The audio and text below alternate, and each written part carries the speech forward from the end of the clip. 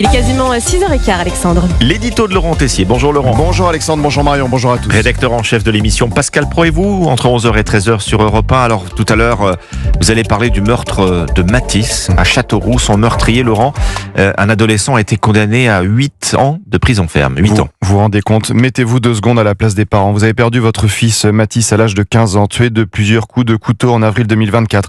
Le responsable, un mineur afghan en situation régulière âgé de 16 ans, a pris seulement 8 ans de prison. 8 ans. Le tribunal pour enfants de Châteauroux a retenu une altération du discernement au moment des faits qui réduit la peine. Je vous promets, en voyant l'alerte de l'AFP un peu avant 20h, je n'en revenais pas. Surtout que cet individu va vite ressortir de prison. J'entendais hier soir l'ancien député et magistrat Georges Fenech sur Europe 1. Ça veut dire donc que les parents du jeune Mathis pourront croiser l'assassin de leur fils d'ici 2 ou 3 ans. Parce qu'il y a un aménagement de peine. Les parents de Mathis pourront croiser l'individu qui leur a enlevé leur enfant. Une douleur à vie. De l'autre côté, 8 ans de prison ferme. La peine maximale était de 15 ans en raison de l'excuse de minorité. L'altération du discernement a réduit la peine. Voilà la justice française. Un mineur afghan qui pourra très bien recommencer ce qu'il a fait. Et on redira encore altération du discernement. L'assassin de Mathis serait perturbé psychologiquement depuis son départ d'Afghanistan en pleine guerre à l'âge de 5 ans. Mais on nous dira que ce mineur va avoir une peine de suivi socio-judiciaire avec une obligation de soins de 15 ans pour,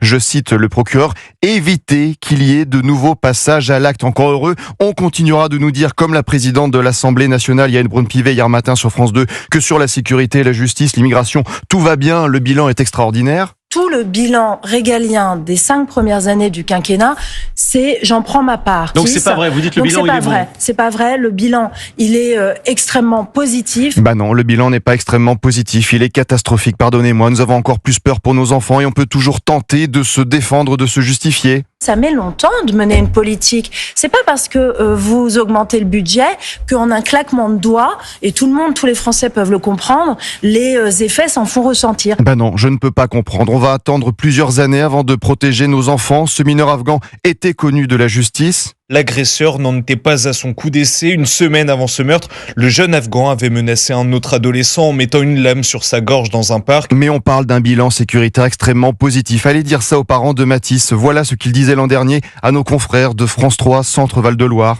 Comme je l'ai dit à notre Premier ministre hier au téléphone qui m'a téléphoné, j'espère aussi que la justice sera faite et qu'elle ne sera pas trop laxiste. 8 ans de prison ferme. Mais le procureur de la République parle d'une peine qui contient, je cite, un principe de la primauté de l'éducatif qui reste ancré sur le répressif en matière de justice des mineurs. La justice ne protège plus nos enfants. Allez dire ça aux parents de Mathis qui ne se remettront jamais de la mort de leur fils. La maman avait témoigné il y a un mois avec nos confrères. J'ai quasiment rien touché à sa chambre. Au fur et à mesure, j'essaye de donner un petit peu des objets, des jouets à lui ou des vêtements.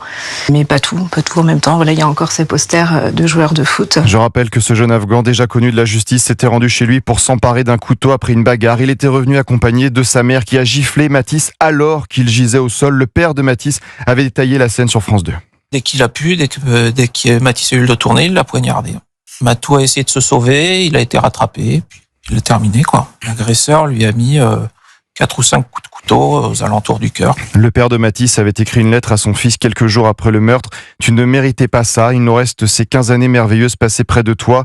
Je vais vivre pour toi, la vie est fragile, tu nous manqueras à jamais, je t'aime. » Les juges feraient bien de relire aussi la lettre bouleversante de la maman d'Elias, un autre jeune tué sauvagement par une machette en janvier à Paris. « Qui s'est moqué de nous, dit-elle. Les juges des enfants, je tente de survivre à l'absence de mon fils Elias, à ses coucou maman, à ses bisous maman. » Les parents d'Elias avaient écrit dans une autre lettre en février « Nous ne demandons pas aux représentants des partis politiques, aux magistrats de ressusciter les disparus. Nous leur demandons de protéger les vivants. » Et bien que tout le monde relise ces lettres de parents, que la justice se réveille une bonne fois pour toutes. Et vous en reparlez tout à l'heure sur Europe 1. Laurent Tessier, merci. À tout à l'heure. Pascal Pro et vous à partir de 11h sur Europe 1.